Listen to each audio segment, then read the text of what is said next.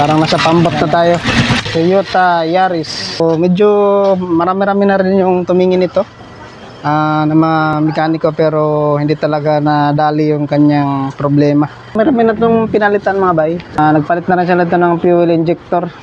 So yan, ignition coil, spark plug, injector, tapos itong kanyang oxygen sensor, dalawa. Basic lang yung mga gawin natin dito mga bayo, no? So lilinisan lang natin tong lahat ng mga sensors niya. So check na rin natin yung oxygen sensor na pinalitan nila.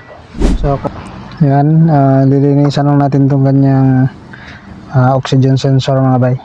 Ito yung kanyang spark plug sa number 3. So pansin natin medyo makarbon siya, hindi nasusunog yung gasolina. So binalik lang natin yung luma, ay sila compatible, kaya namamalya din yung makina natin. So isa na natin lahat ng mga sensors nito. Papaanda rin natin mga bay. So tingnan natin yung kanyang acceleration kung okay ba. So accelerate natin mga bay. Yun, no? So goods, ayos yung response, walang delay. Ayan, goods na.